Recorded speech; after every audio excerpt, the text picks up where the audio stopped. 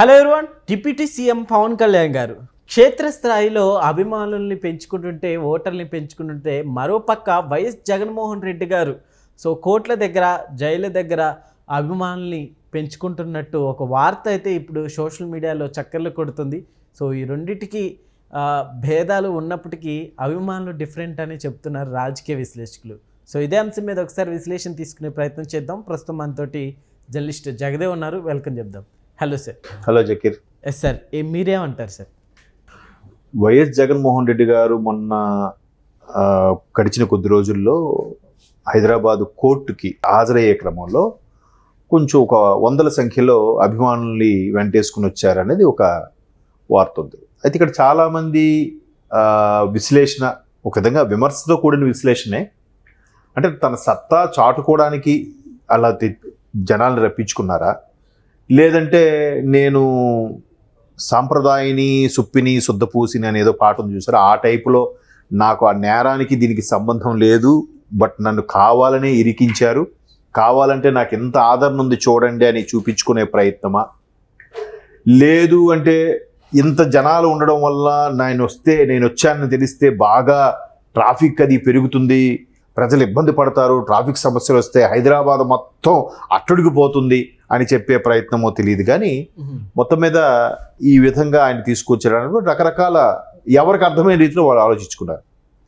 ఇకపోతే పవన్ కళ్యాణ్ ప్రస్తావన మీరు ఎందుకు వచ్చిందంటే, పవన్ కళ్యాణ్ గారు 2014 ఎన్నికల ముందు పార్టీ అనౌన్స్ చేశారు జనసేనని. ఆల్మోస్ట్ ఆల్ అప్పట్లో ప్రజారాజ్యం పార్టీకి చిరంజీవి గారికి ఎంత క్రేజ్, ఎంతమంది జనాలు వచ్చారో అదే స్థాయిలో ఈయనకే క్రేజ్ వచ్చింది. కాకపోతే అప్పటికే పార్టీ ఇంకా చిన్న పిల్ల కాబట్టి, అంటే పురుడు పోసుకొని కొన్ని నెలలు అయ్యింది కాబట్టి 2014 సార్వత్రిక ఎన్నికలకి సిద్ధంగా లేము, బట్ భావజాలం ఏకీకృతం అవుతుంది కాబట్టి టీడీపీ బీజేపీ కలిసి పోటీ చేసినప్పుడు దానికి మద్దతు ఇచ్చారు. తర్వాత 19లో ఎందుకో మధ్యలో 14-19 మధ్యలో కొంత విభేదించారు. అంటే కేంద్రం నుంచి నిధులు రప్పించుకోవడంలో కానీ, స్పెషల్ స్టేటస్ తీసుకొచ్చుకోవడంలో కానీ చంద్రబాబు నాయుడు గారు విఫలమయ్యారన్నట్టుగా, ప్రశ్నించడానికే జనసేన వచ్చింది అన్నట్టుగా ఈయన, అంటే మన టాపిక్ అటు ఎందుకు వెళ్తుందంటే చెప్తున్నాను వివరంగా. మొత్తం మీద సింగిల్గానే వామపక్షాలతో కలిసి సింగిల్గా పోటీ చేశారు, 2 దగ్గరలో ఓడిపోయారు. ఈలోగా మేబీ జనసేన కొంత ప్రభావం చూపించిందో, లేదంటే నాకు ఒక్క ఛాన్స్ ఇవ్వండి అనడం వల్ల, లేదంటే జగన్మోహన్ రెడ్డి గారు స్టార్ బాగుండడం వల్ల మొత్తానికి ఆయన 19లో గెలిచారు. గెలిచిన తర్వాత ఇంకా మరి పార్టీని, ఆయనకి అంతవరకు కూడా ఉన్న మనుషుల్ని ఎవరిని పట్టించుకునే పరిస్థితి లేదు. ఇంకా నేనే రాజు, నేనే మంత్రి, నేనే తోపు, ఒక ట్రంప్ లాగా ఫీల్ అయిపోయారు ఆయన. ఇప్పుడు ట్రంప్ ఎలా ఫీల్ అవుతున్నాడో అలాగా.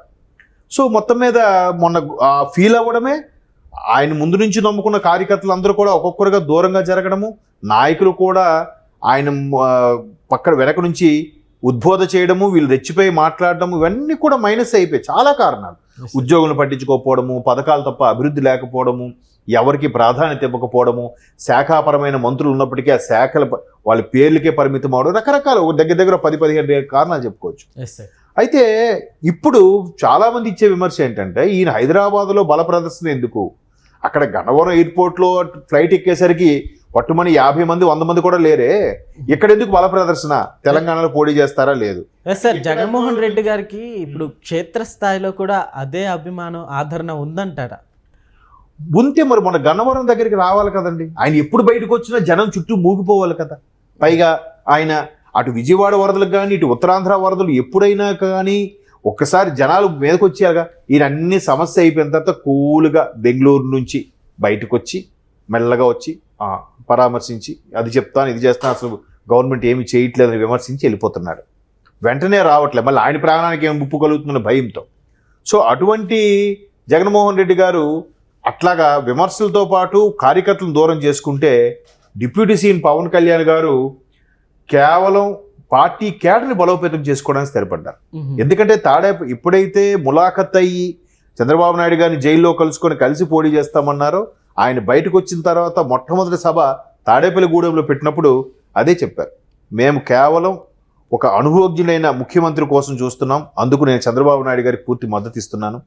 అలాగే గ్రౌండ్ లెవెల్లో బలమైన పార్టీ కేడర్ గల ఏకైక పార్టీ తెలుగుదేశం పార్టీ కాబట్టి దాంతో ముందుకెళ్ళడానికి సిద్ధపడుతున్నాం. పైపెచ్చు బీజేపీతో కూడా సమన్వయం ఏర్పరచుకొని రేపు పొద్దున ప్రభుత్వం గవర్నమెంట్ ఫామ్ చేసిన తర్వాత అక్కడి నుంచి తెచ్చుకునే నిధుల విషయంలో కానీ పథకాల విషయంలో కానీ మనం సౌలభ్యం తెచ్చుకోవడం కోసం బీజేపీని ఎన్డీఏ భాగస్వామ్య పక్షాల్లో చేరడానికి సిద్ధపడుతున్నాం. అందుకు బీజేపీకి యాక్చువల్గా అయితే ముందు నుంచి వీళ్ళకి ఓటింగ్ పర్సంటేజ్ బట్టి పవన్ కళ్యాణ్ గారికి 6% 5% వచ్చింది అంతకుముందు. సో అంత తక్కువ పర్సంటేజ్ కాబట్టి ఈసారి అది 12% 15% పెరిగే అవకాశాలు ఉన్నాయి. కాబట్టి సరే 30 సీట్లు ఒక 4-5 ఎంపీ సీట్లు అని అనుకున్నారు. ఏవి మొత్తం 25 సీట్లకు గాను 25 ఎంపీకి 175 అసెంబ్లీకి.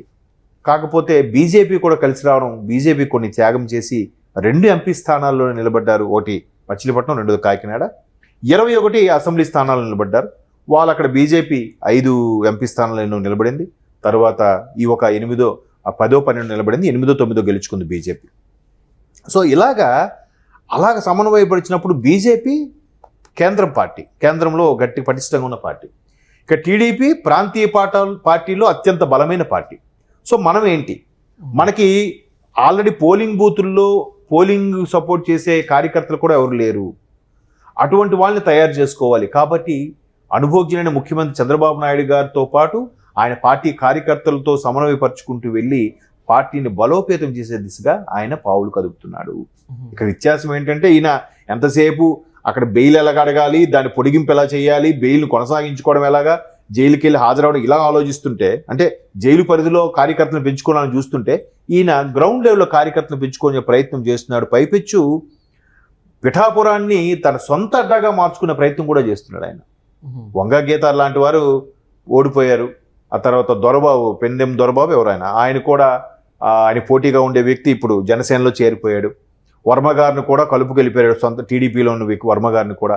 సో ఒక పిఠాపురాన్ని ఒక అడ్డాగా మార్చుకొని, ఎలాగైతే ఒక జగన్మోహన్ రెడ్డి గారికి పులివెందుల, ఒక చంద్రబాబు నాయుడు గారికి కుప్పం, ఒక లోకేష్ గారికి మంగళగిరి అయితే ఎలాగో ఈయన కూడా పవన్ కళ్యాణ్ పేరు చెప్పగానే పిఠాపురం పేరు గుర్తొచ్చేలాగా అక్కడ స్థానికంగా అన్ని కార్యక్రమాలు చేయడము, నిర్వహించడము, పార్టీని కేడర్ని బలోపేతం చేయడము, మిగతా పార్టీలను కలుపుకుంటూ పోవడము, కార్యకర్త సంఖ్య పెంచుకునే దిశగా పావులు కదుపుతున్నారు. దానికి ముఖ్యంగా మెయిన్ రైట్ హ్యాండ్ అంటే ఒక విధంగా మనోహర్ గారు, ఇంకో పక్క నాగబాబు గారు కూడా ఉన్నారు. వీళ్ళిద్దరూ ప్రధానంగా పార్టీని బలోపేతం చేయడం విషయంలో కానీ కార్యకర్తల సంఖ్య పెంచుకోవడంలో కూడా బాగా వర్క్ చేస్తున్నారు.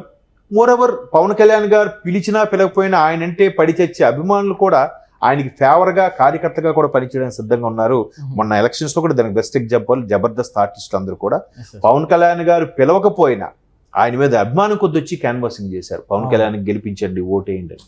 ఎక్కడైతే పవన్ కళ్యాణ్ ఓడించాలనుకున్నారో అక్కడే బుల్లెట్ దిగేలా చేశాడు, జెండా పాతాడు, భయంకరమైన మెజార్టీతో గెలుచుకొచ్చాడు.